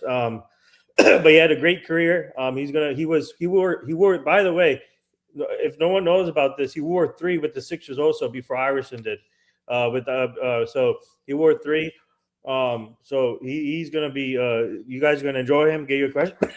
Get your questions ready for him. It should be a fun one. Oh yes. Yeah, looking forward to that. You know, I put out a short this morning about both of these shows, and they went flying. And I'm really excited for that show tonight. I really am, guys. Good luck, and you guys, you guys always wing it. And if there is a big trade sooner or later, I'll tell you right now, if your guys get traded, there's no reason why, even if it wasn't a Friday, you guys couldn't come on a certain day or that time and break the news, because that's going to be big news if some of those guys get traded. Can you imagine if LeBron James gets traded? You know darn well that your wrap-up show has to come on. I mean, there's no question in my mind. LeBron's going to get traded to Cleveland. If LeBron gets traded, you know that will break the internet. Yeah. It'll be a worldwide internet crash. LeBron will not get traded. I think If he ends up going back to Cleveland, it'll be during the offseason. Oh, he did. Actually, he did go back to Cleveland a couple days ago. Yeah.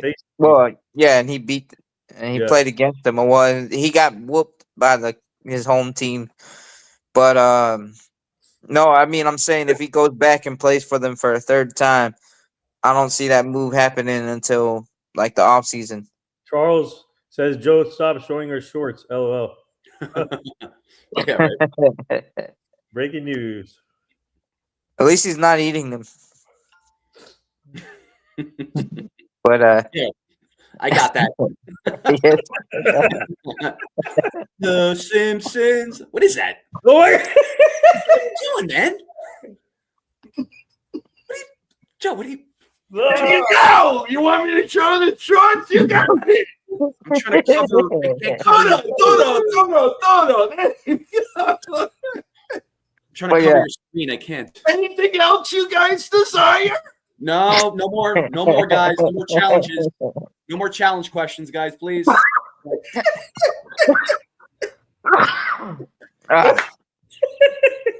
Choking on my own laughter.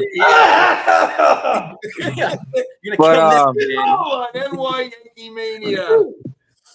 Now, see, we have a wild time all the time here on NY Yankee Mania and NY Mania.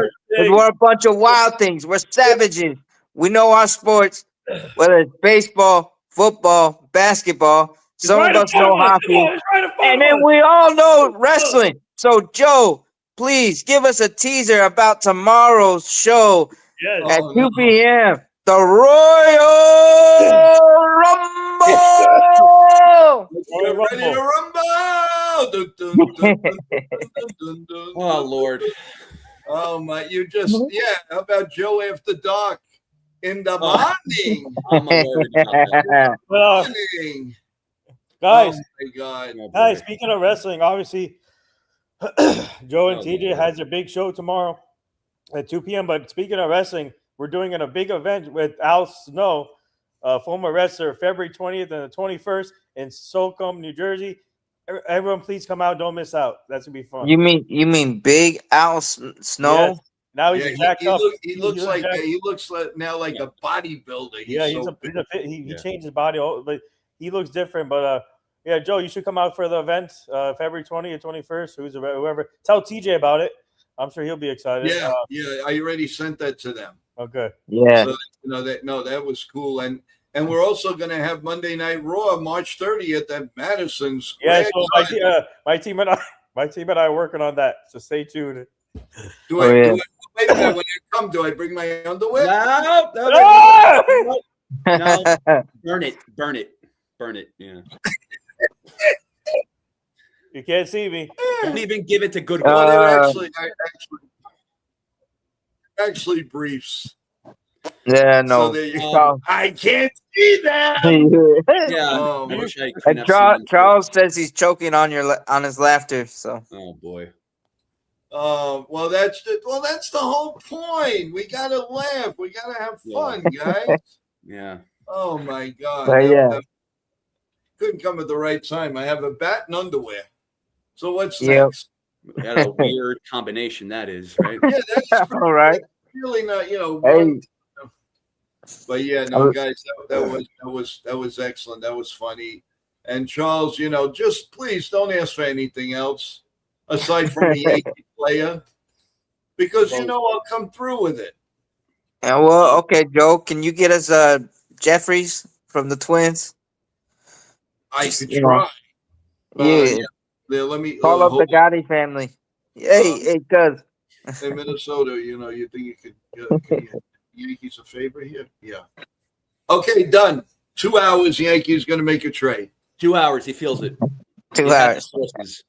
Great, and the cruise control says from WrestleMania to Yankee Mania. Love it. Hey, we do it all here. By the way, Joe, I have an announcement. I think. Oh no! Oh, wait a minute. Let's do it properly. Hold on. Hold on. Why isn't it working? You need more sounds, or can I talk? All right. Well, ladies and gentlemen, NY Yankee Mania is here with my beautiful co-host and the main host. This is our show, not Joe Show. I misplaced his name. Just want to say thank you guys for being here. Absolutely. The chat, you guys killed it today. Thank you for being here. You guys are awesome. You guys are the rock stars. You guys are the chefs of your savages. Cabbage, you will get shredded like coleslaw, baby. So we're taking this flight all the way past the moon, past the stars, to the heavens, past the universe. Join the movement here at NY Yankee Mania. We're only climbing and going further up. Only up, not down. Only up, baby. So my announcement, next Thursday, February 12th, I call it the St. Valentine's Day Massacre. Part two of my interview with the one and only, the Jefe, the Godfather, Joe Mingoya. That's right, everyone in the email, everyone in the chat, you're getting a part 2 of the interview. Next Thursday, February 12th, 8 o'clock p.m. Be there or be circle or square, whatever you want to call it. All shapes and sizes are included. Gotta be hip to be square. There you go. Woo! Yeah. I will be putting out a short today. I'll send it out so you guys will have your short and your information about that. But part 2, a lot of people requested it, and we are bringing it back. The entertainment show. It's an entertainment show, so let's rock and roll with that. You'll see my short today, up and running, probably a little later, but 8 o'clock p.m., February 12th, Thursday. The one, the only, the potato chip of all snacks, the Jefe, the Godfather, right over there. Don't make that face. Don't make that face at me. Yeah, he's the man with the master plan, and he can do anything he wants because he has a soundboard right on his fingertips. But speaking of, and he has the shorts to prove it. But speaking of NY Entertainment, last night's show at 4 p.m. If y'all didn't missed it, that was a great, phenomenal, epic show, and we even broke news right in real time. Yep. Peppers. With the great Catalina and Robert Panero. Yep. They were awesome, as long with Joe. It was the Italian Mafia Hour. Yeah. That's right, baby. All organized crime, not disorganized. Robert has joined Caterina on the board of the Italian, I think Italian American something, right?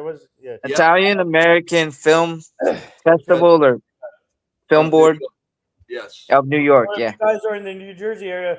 Tomorrow in New Jersey, they're doing a big at Red's Restaurant. They're doing a big pizza bowl. So you'll see Robert. You'll see Robert there. You see a whole bunch of people from The Sopranos, and you'll see Tommy DeVito's parents there tomorrow also. So stay tuned. A lot of people will be coming there.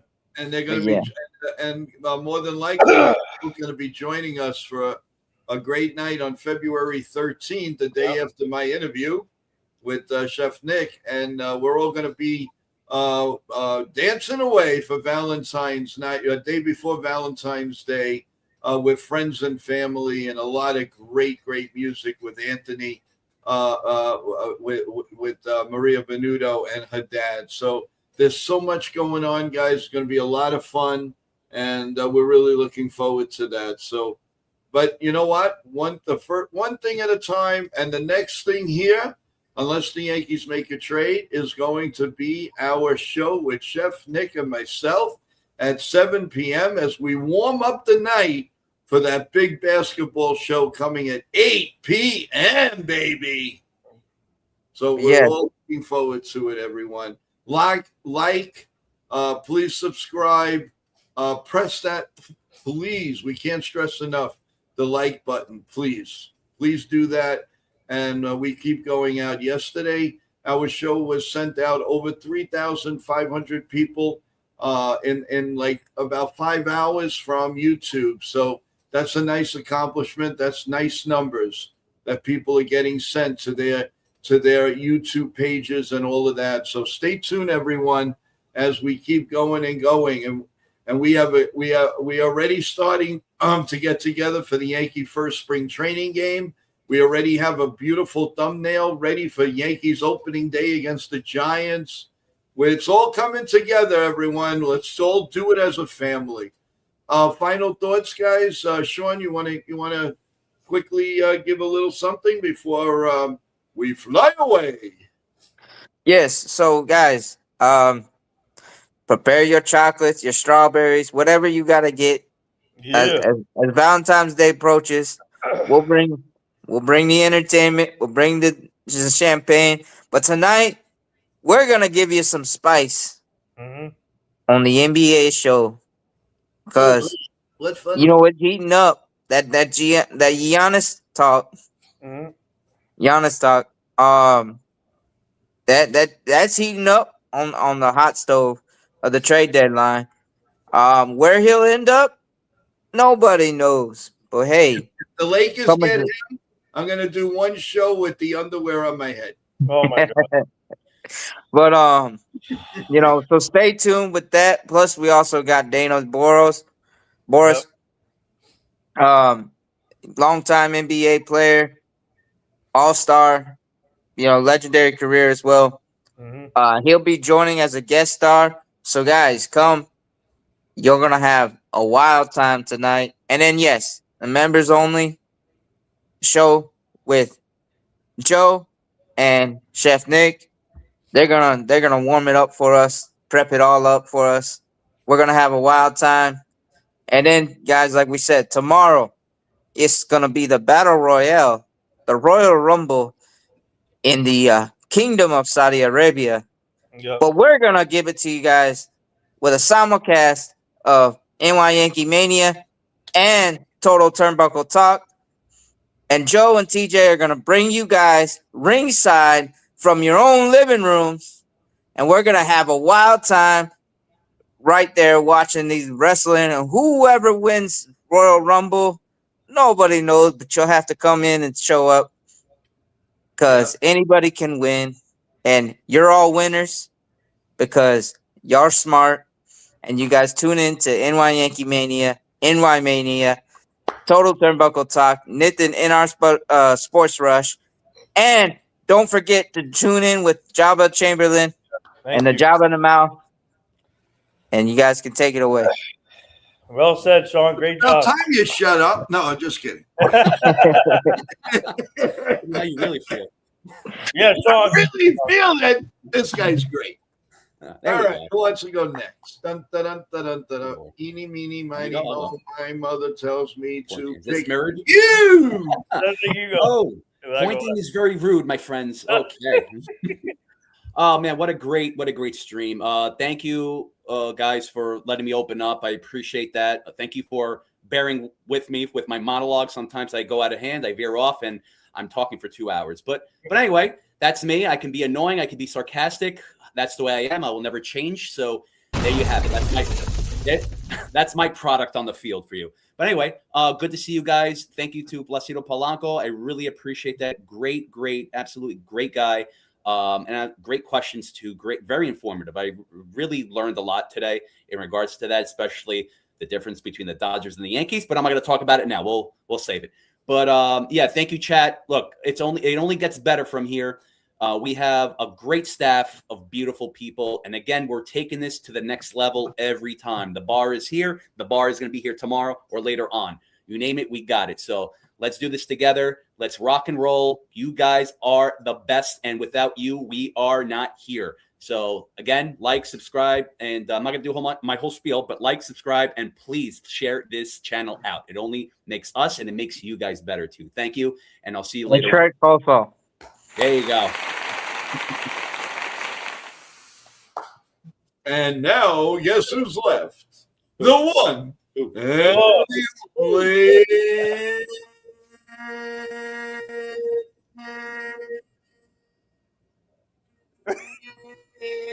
Oh my god. Woo, Joe, come on. You got a nice tan there. We don't want you to lose your voice. Come on. Oh, God. All right, guys. Shout out to the chat. Great stream today. You guys asked some great questions in the chat to Placido.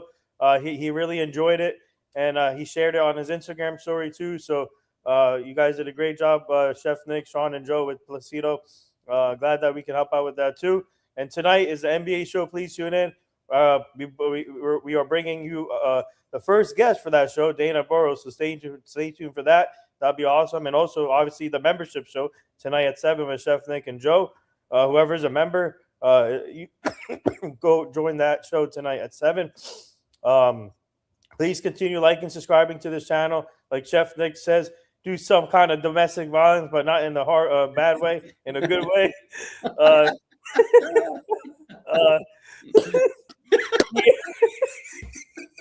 Keep live TV, folks. Keep shredding the Cosa. Love it. No, but all seriousness, no, but yeah, just keep liking, subscribing. You guys are the best. We do it for you guys. More to come, guys. More surprises in the books for this show. And also our Job of the Mouth show. Please subscribe to there. We are now ranked 120 nationwide out of all shows. So please, come on, continue supporting that show. We're doing some big things over there. And we're doing some big things for our nation best NIL company. With the new company I'm with right now as a vice president, and I'm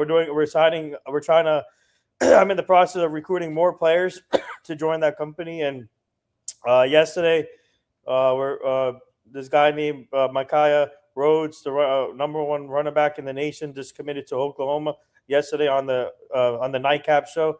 So we're trying to see if we can bring him on, and we're recruiting a bunch of players as we speak to join the company. And guys, the meeting with Snoop Dogg could happen in mid-February because he's hosting the Winter Olympics. So they said that once that Winter Olympics is over, that's when he'll sit down with us to meet on Zoom or something. So stay tuned for that. A lot of things happening.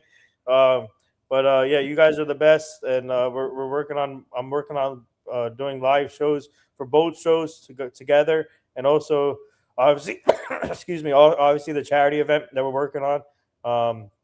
So a lot of things, guys, and guys, tune in tonight, tune in obviously tomorrow, and we got a lot of things coming. So there you go. Let's go Yankees. I think they're gonna make more moves soon. I really believe that. Let's go Knicks, and there you go. Guys, I just want to spend a moment for Charles. Yeah, Charles. Yeah. His mom passed away on Valentine's Oh my God. back in 2008. Yeah. So we just want to say, we're all there for you, without a doubt. And prayers are there. And she's looking, and believe me, she's looking at you very, very proudly.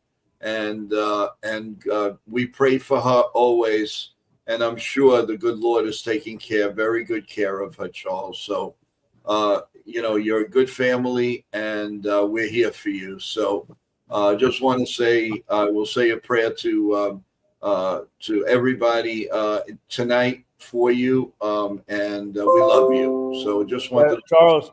Same thing here. I want to send my prayers and thoughts to you and your family, and I know that's a difficult day for you, but I'm like Joe just said, you're making your mom proud, and she's watching over you, and they're taking good care of her, and obviously holidays like that when you lose someone is tough. So we love you, Charles. You're the best. You always shout out the show and rah rah like how Joe says it. So there, just keep going strong, and I know you're a strong person, and like I said, we're all here for you, and we're family. So yeah, and that's what I mean. Hostility, all this crazy stuff and everything. We just lose focus on what's really important. Everyone, that is important, and to keep loving, whoever you lost, whoever is still in your heart always, and just keep at it, and you'll never lose sight of your dreams and of people that love you and are always there for you, no matter what. So with with that in mind, everyone, thank you so much. You know how much we care about you. God bless you all. God bless America. And unless the Yankees make a move, we will see you at 2 times the members show at 7 p.m. and then 8 o'clock for a great NBA. And I mean it, guys. Definitely come for this show. Rah the team. They do a great job. And it's time for them to be really acknowledged for them having a great NBA show. So let's root with them and press the like button, subscribe for them. We really appreciate it. Have a great afternoon. Have a great lunch, everyone. Have great everything. And we'll see you in just a few short hours. Now watch, we go off, the Yankees make a move, and we got to come back on. But I don't. It seems like every time we go off, and the Yankees do something. Yeah, the Yankees will make some type of move, some type of whatever. So, but everyone, maybe Cashman's listening. Yeah, take care, everyone. We'll see you in just a few short hours. 7 p.m. with the members show. 8 o'clock with, of course, the NBA roundup, wrap up, and a beautiful guest. Thanks to Nitin and his team. Good night, everyone. Or goodbye, everyone. Good night, everyone.